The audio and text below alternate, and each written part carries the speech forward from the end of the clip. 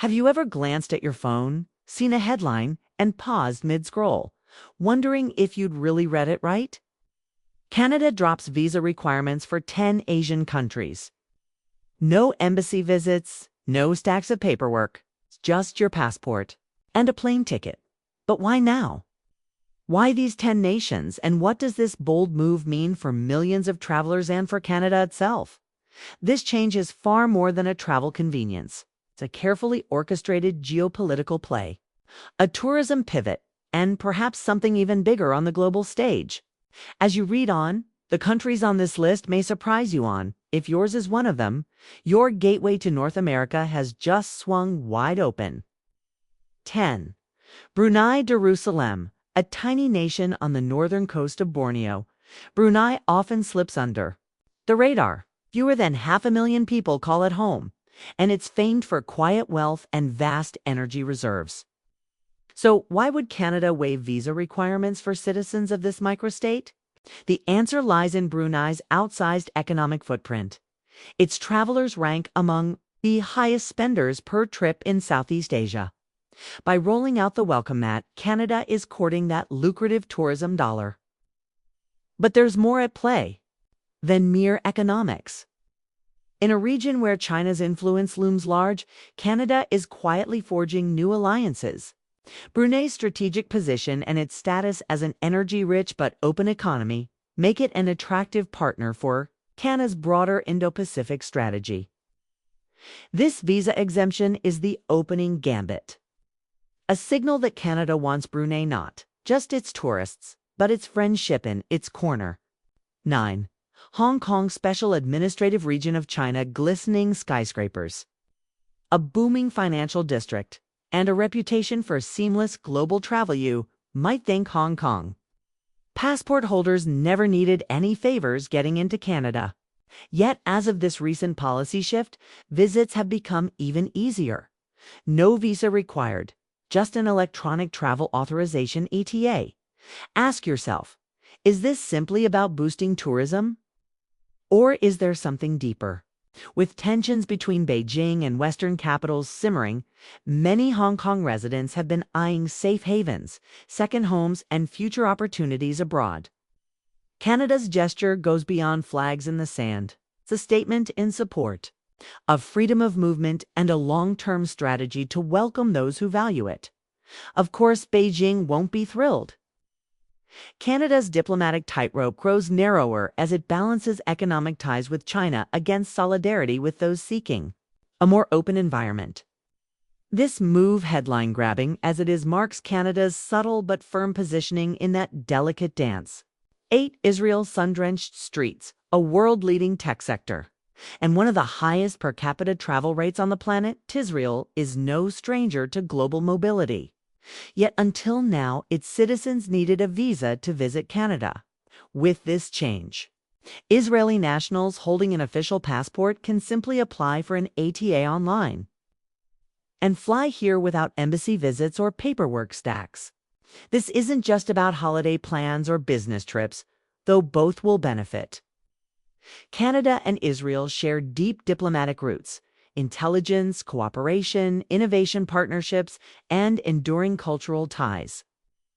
The U.S. had already moved to visa-free entry for Israelis months earlier.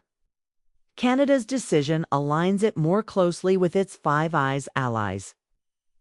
It's worth noting the policy's nuance. Only those with a national Israeli passport qualify. Residents of the West Bank or Gaza and holders of other travel documents remain excluded. By streamlining access for some but not all, Canada underscores both its close relationship with Israel and its adherence to a carefully measured approach. 7. Japan trains that run to the second. A culture of precision, discipline, and global influence. Economically, culturally, and diplomatically, Japan is a heavyweight. Yet for years, Japanese citizens needed a visa to enter Canada. Only recently did Ottawa extend visa-free entry via A2 Japanese passport holders. Why the delay, and why now? Beyond mutual goodwill, the move is a strategic economic play. Japanese tourists stay longer, spend more, and often return. By welcoming them with open arms, Canada taps into a roster of high-value visitors who bolster local economies from coast to coast. Diplomatically, the gesture resonates too.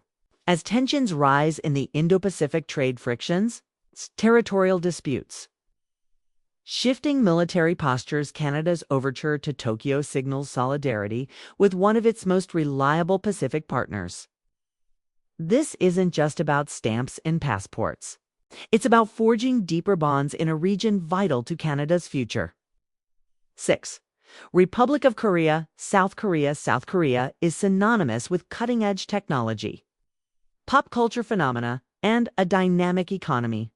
Its citizens are frequent international travelers, often journeying in family groups, precisely the demographic Canada's tourism sector covets.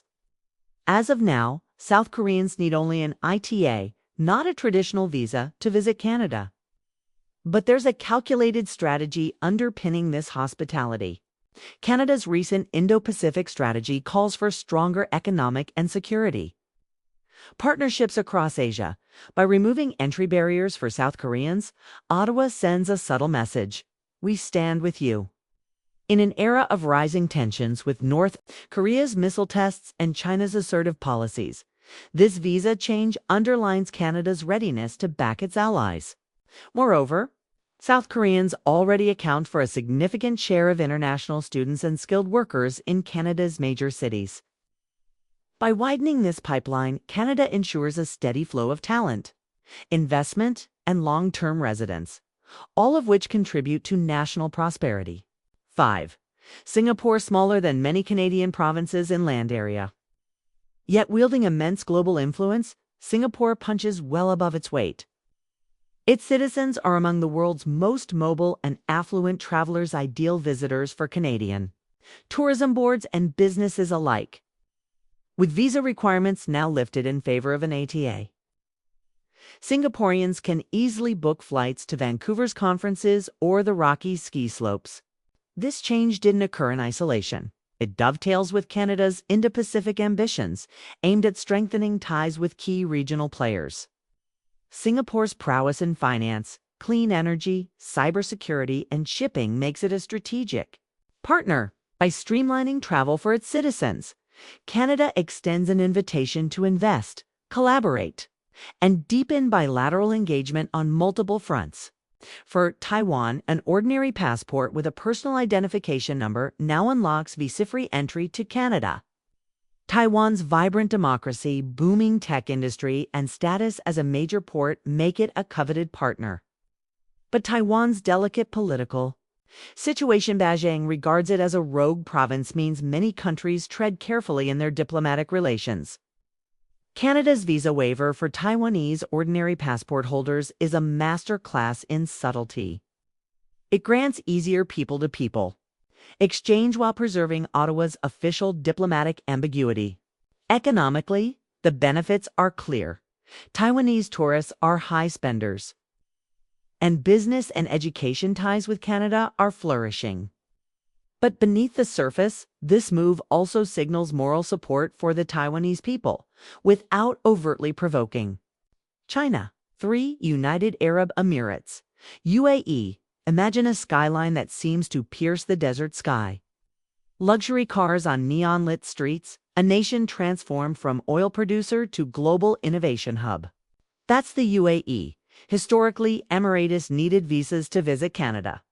No longer they, too, now qualify for an ETA. This policy shift reflects more than tourism incentives. The UAE has diversified into technology, tourism, and renewable energy, and Canadian cities report growing trade and investment from Emirati partners. By removing entry barriers, Canada isn't merely encouraging vacations, strengthening a partnership that spans business, technology, and geopolitics. In a region marked by rapid change, Canada's gesture says, we see you, we value you, and we want to build bridges. 2. Malaysia. From colorful street markets to towering urban skylines and lush tropical landscapes, Malaysia is a canvas of contrasts. Its economy is on the rise, driven by technology, manufacturing, and an increasingly educated workforce. Malaysian students flock to Canadian universities, and businesses on both sides explore collaborations in clean energy and digital innovation. Canada's decision to waive the visa requirement for Malaysians recognizes this momentum. It's about more than boosting visitor numbers. It's a deliberate effort to deepen economic, educational, and cultural ties. With a young population eager to work and study abroad, Malaysia represents a reservoir of human capital land. Canada has just widened the door. 1. Thailand bustling markets, ancient temples, and pristine beaches make Thailand a bucket list destination. Yet when Canada extended visa-free entry to Thai nationals, it underscored a shared desire for closer ties. Thailand is one of Southeast Asia's fastest-growing economies, with a burgeoning middle class keen to explore, study, and invest abroad. By waiving visa formalities, Canada signals a broader Indo-Pacific vision, strengthening partnerships in a region of strategic importance. For Thailand, the benefits are clear: students can pursue Canadian education more easily. Entrepreneurs can forge new collaborations, and tourists can immerse themselves in Canadian wilderness and culture without bureaucratic hurdles. For Canada, it's about cultivating goodwill, unlocking new markets, and building a network of friends across a dynamic part of the world.